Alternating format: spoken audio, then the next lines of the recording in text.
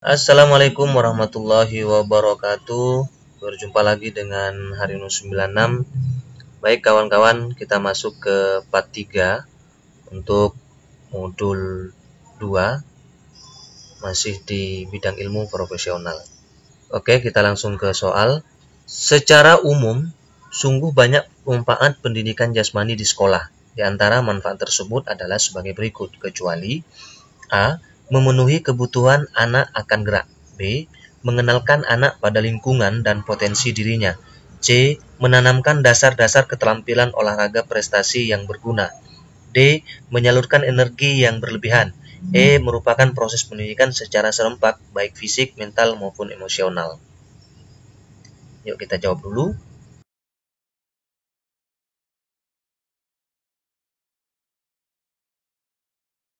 Jawabannya C. Menanamkan dasar-dasar keterampilan olahraga prestasi yang berguna. Next, 3 hal penting yang bisa menjadi sumbangan unik dari pendidikan jasmani terhadap individu peserta didik, yaitu A. Meningkatkan kebugaran jasmani dan kesehatan peserta didik, meningkatkan kekayaan penguasaan keterampilan fisik, serta meningkatkan pengertian peserta didik dalam prinsip-prinsip gerak, serta bagaimana menerapkannya dalam praktek. B. Meningkatkan kebugaran jasmani, kesehatan, dan keterampilan peserta didik. C. Meningkatkan kebugaran jasmani, meningkatkan derajat kesehatan dan kecerdasan peserta didik. D. Meningkatkan kebugaran jasmani dan kesehatan serta daya tahan kardiovaskular peserta didik. E. Meningkatkan kebugaran jasmani dan kesehatan serta kekuatan peserta didik.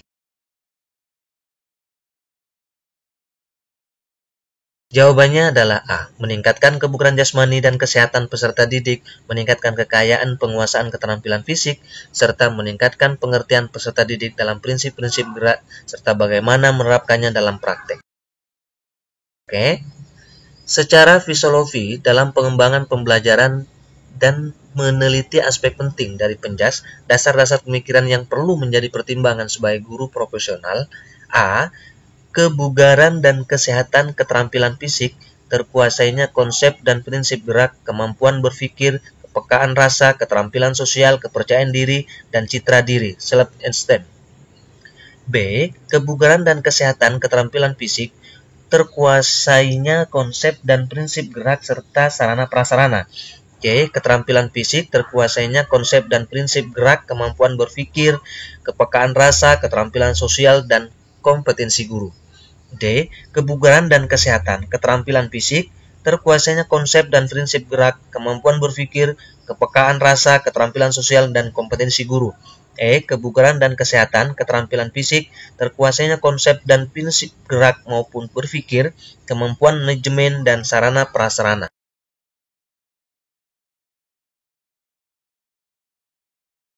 Jawabannya A. Kebugaran dan kesehatan keterampilan fisik, terkuasainya konsep dan prinsip gerak, kemampuan berpikir, kepekaan rasa, keterampilan sosial, kepercayaan diri, dan citra diri, self-esteem. Next, hal penting yang menjadi ciri pembeda utama antara pendidikan jasmani dan olahraga adalah A. Pendidikan jasmani menitik beratkan pada sistem penilaian final score, sedangkan olahraga kompetitif gain score. B. Pendidikan jasmani memiliki fokus orientasi pada anak, sedangkan olahraga kompetitif pada materi latihan. C. Pendidikan jasmani membentuk individu sesuai dengan kebutuhan fungsional cabang olahraga, sedangkan olahraga kompetitif tidak. D. Olahraga kompetitif selalu dipertandingkan, sedangkan pendidikan jasmani tidak boleh sama sekali ada pertandingan. E. Pendidikan jasmani memiliki fokus orientasi pada gerak, sedangkan olahraga kompetitif orientasi pada cabang olahraga.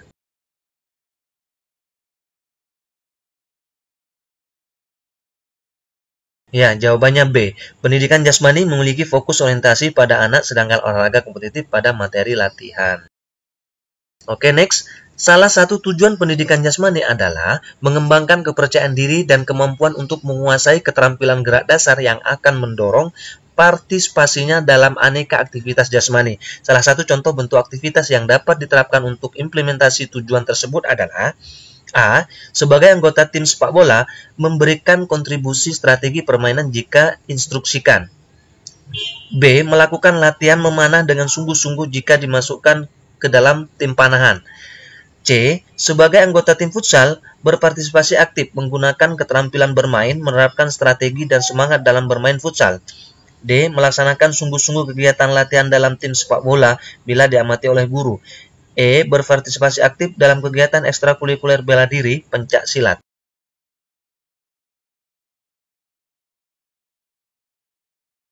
Dan jawabannya C. Sebagai anggota tim futsal, berpartisipasi aktif, menggunakan keterampilan bermain, menerapkan strategi dan semangat dalam permainan futsal.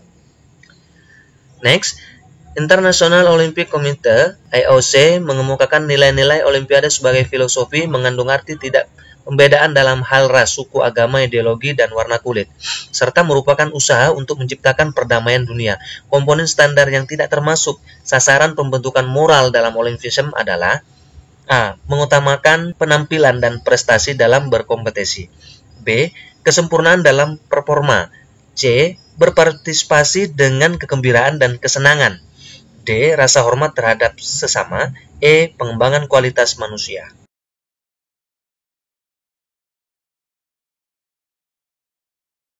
Jawabannya A. Mengutamakan penampilan dan prestasi dalam kompetisi. Oke, sejatinya Olimpisme mengandung makna yaitu living excellent, living respect, dan living principle. Ungkapan sistem nilai yang mengandung memiliki maka saling menghargai diri dan orang lain dalam hal perbedaan pendapat, perbedaan keyakinan, perbedaan keragaman budaya, perbedaan suku atau ras dan bangsa, hak sebagai manusia, dan pencapaian prestasi kesuksesan seseorang merupakan implementasi dari makna A. Living excellent. B. Living respect. C. Living principle. D. Visioner. E. Peaceful.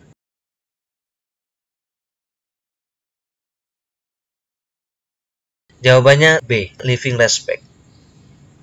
Next, ada ungkapan dalam sistem nilai Olimpisme yakni prestasi olahraga bukan yang utama bagi atlet dalam suatu kompetisi, melainkan hasil dari proses keseluruhannya, yaitu terbangunnya kemuliaan diri yang merupakan kombinasi dan keseimbangan antara A. Kualitas keterampilan fisik, sikap atau kemauan, dan kecerdasan pikiran sebagai prinsip dasar hidup. B.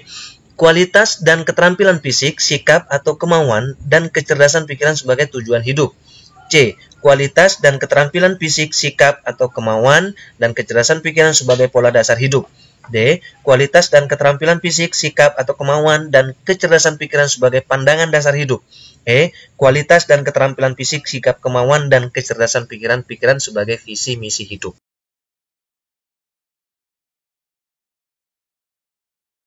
Oke, jawabannya A. Kualitas dan keterampilan fisik, sikap, kemauan, dan kecerdasan pikiran sebagai prinsip dasar hidup.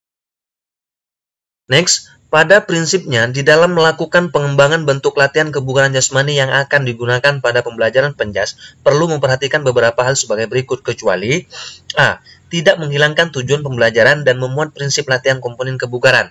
B. Intensitas tetap mengacu pada 60-80% denyut nadi maksimal sesuai umur. C. Susunan menarik dan sesuai karakteristik siswa. D. Resiko cedera yang minimum, tata cara pelaksanaan mudah dipahami dan dapat dilakukan siswa. E. Intensitas sekali boleh lebih 80% denyut nadi maksimal sesuai umur. Jawabannya E. Intensitas sesekali boleh lebih 80% denyut nadi maksimal sesuai umur. Pembelajaran kebugaran jasmani berguna terutama untuk meningkatkan kebugaran jasmani yang berkaitan dengan kesehatan dan keterampilan. Kebugaran yang berkaitan dengan keterampilan yakni A. Kecepatan daya ledak, kelincahan, koordinasi, dan keseimbangan. B. Daya tahan kardiovaskular, komposisi tubuh, kelentukan, kekuatan, dan daya tahan otot. C. Kelentukan persendian, kelincahan, koordinasi, dan power. D. Kekuatan otot, daya tahan otot, kecepatan, dan keseimbangan. E. Daya tahan, kelenturan, kecepatan, kekuatan, dan kelincahan.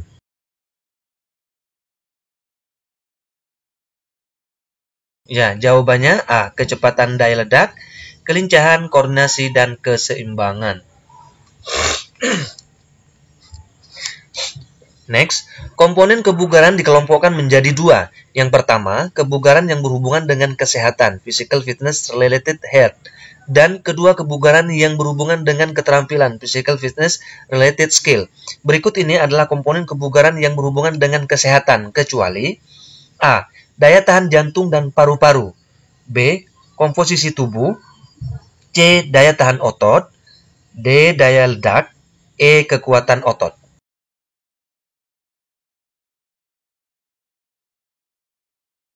Jawabannya D. Daya ledak atau explosive power. Olahraga atletik merupakan induk dari cabang olahraga. Karenanya, atletik merupakan olahraga yang sangat populer dan mendunia. Oleh karenanya, atletik diterjemahkan juga sebagai cabang olahraga A. Track and event, B. Track and field, C. Action of show fitness and fit, D. Performance show, E. Track record.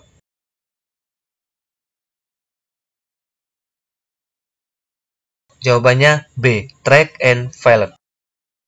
Dalam pembelajaran teknik berlari, seorang guru dapat dilakukan dengan memperkenalkan poin-poin kunci keterampilan yang berkaitan dengan fase-fase atau unsur-unsur dalam lomba lari, terutama lari sprint.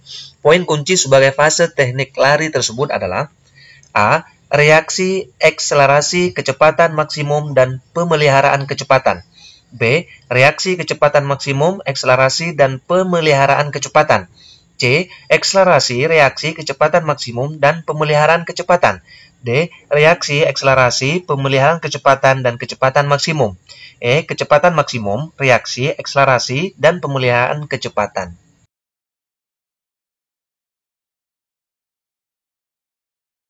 Jawabannya A. Reaksi, akselerasi, kecepatan maksimum, dan pemeliharaan kecepatan. Next, dilihat dari karakteristik seni bela diri, pencak silat mengandung aspek mental, spiritual, seni budaya, bela diri, dan olahraga. Pencak silat membangun dan mengembangkan kepribadian dan karakter mulia seseorang merupakan karakter pada aspek A. Mental, spiritual, B. Seni budaya, C. Bela diri, D. Olahraga, E. Mental, spiritual, dan seni budaya.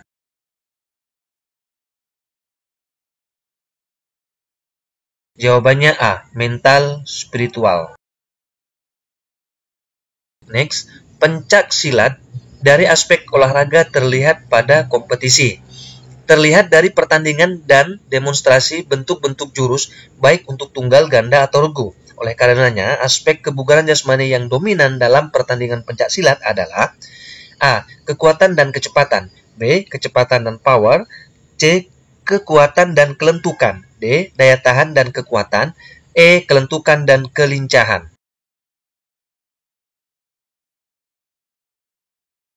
Jawabannya B. Kecepatan dan power. 4 tujuan pendidikan jasmani yang disampaikan Buchers adalah sebagai berikut. A. Pengembangan fisik, motorik, mental, dan sosial. B. Pengembangan motorik, fisikis, sosial, dan fisik. C. Pengembangan mental, motorik, sosial, dan fisikis. D. Pengembangan sosial, mental, fisik, dan fisikis. E. Pengembangan fisik, mental, sosial, dan fisikis. Jawabannya A. Pengembangan fisik, motorik, mental, dan sosial. Yang tidak termasuk 4 komponen dalam memberikan materi PJOK di sekolah adalah A. Komponen organik, B. Komponen kardiovaskular, C. Komponen intelektual, D. Komponen sosial, E. Komponen neuromuskular. Jawabannya B. Komponen kardiovaskular. Yang bukan menjadi tujuan pendidikan jasmani adalah sebagai berikut. A. Meletakkan landasan karakter yang kuat melalui internalisasi nilai dalam pendidikan jasmani.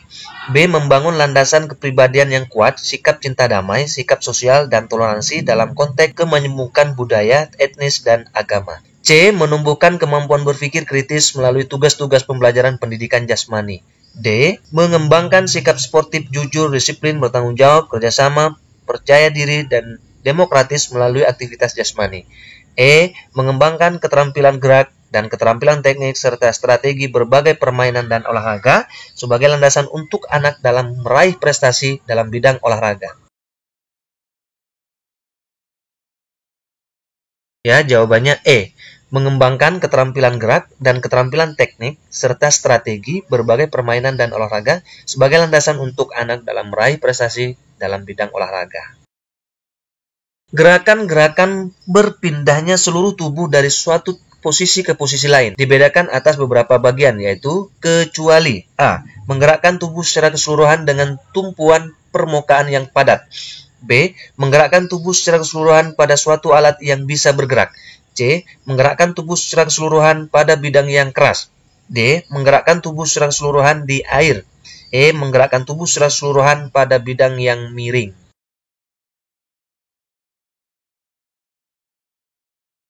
Jawabannya E. Menggerakkan tubuh secara keseluruhan pada bidang yang miring. Oke. Dua orang anak melakukan gerakan berlari dan salto. Rengo berlari sejauh 10 meter dan Randa melakukan gerakan salto. Gerakan dua orang ini termasuk gerakan A. Rengo melakukan gerak diskret dan Randa gerakan serial. B.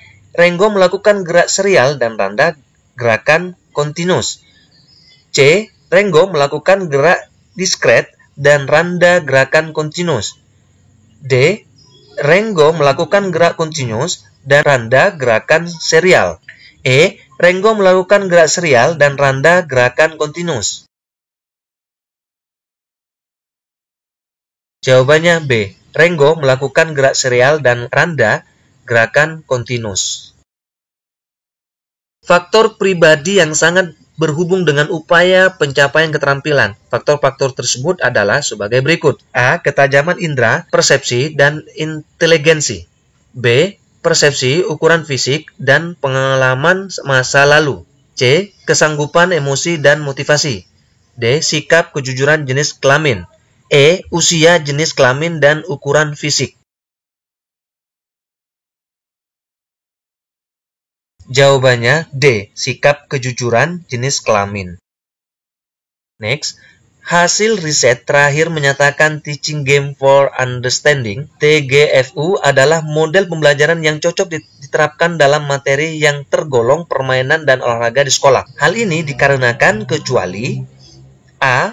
Pendekatan TGFU adalah penggunaan taktik-taktik kewaspadaan. B. Pendekatan TGFU fokus pada pengembangan kemampuan permainan. C. Pendekatan TGFU adalah mudah diimplementasikan oleh guru. D. Pendekatan TGFU melibatkan unsur teknik, taktik, dan fisik. E. Pendekatan TGFU sesuai dengan realita gerakan dalam olahraga permainan.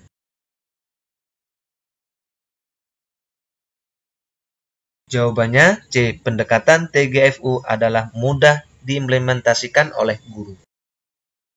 Next, yang tidak termasuk pada keterampilan dasar permainan sepak bola adalah A. Passing, dribbling, dan shooting. B. Dribbling, heading, dan passing. C. Heading, shooting, dan dribbling. D. Shooting, dribbling, dan passing. E. Shooting, dribbling, dan marking.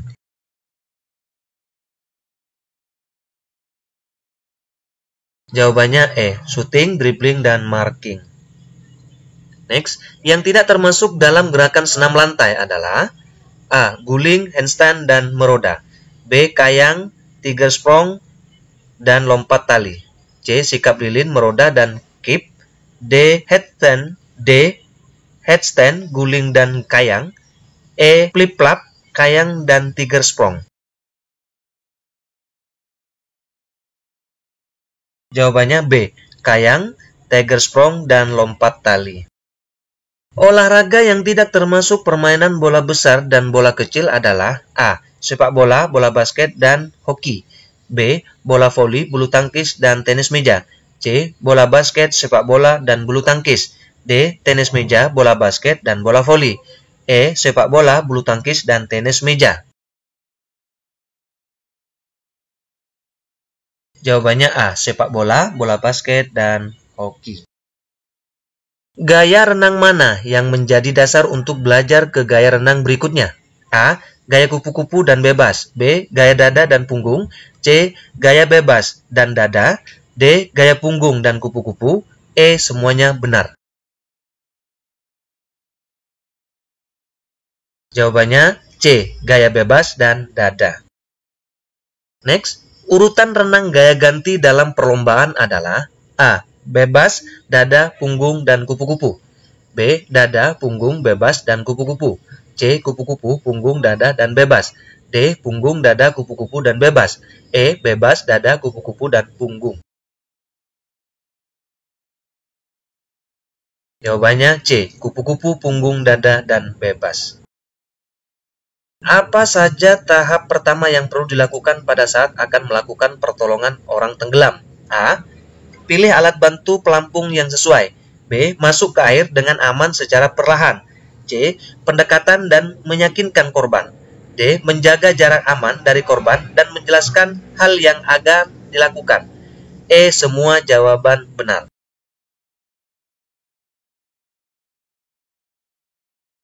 Jawabannya D. Menjaga jarak aman dari korban dan menjelaskan hal yang akan dilakukan. Oke, next. Mengapa olahraga renang salah satu olahraga yang sangat mendukung untuk pertumbuhan tinggi badan pada masa pertumbuhan? A. Karena pada saat berenang semua anggota tubuh melakukan pergerakan. B. Karena ada daya dorong tubuh ke atas oleh air. C. Karena dalam berenang menimbulkan kesenangan sehingga baik untuk fisikis peserta didik. D. Karena bidang horizontal lebih dominan sehingga lebih memberikan keleluasaan tulang untuk tumbuh. E. Karena aman dari cedera. Ya, jawabannya D. Karena bidang horizontal lebih dominan sehingga lebih memberikan keleluasaan tulang untuk tumbuh. Oke, next. Urutan penyelamatan pertama dan terakhir dalam kecelakaan renang adalah A. Short signal and swim and aid. B. Reach, row and aid. C. Throw and ride. D. Row, swim and aid. E. Reach, swim and aid.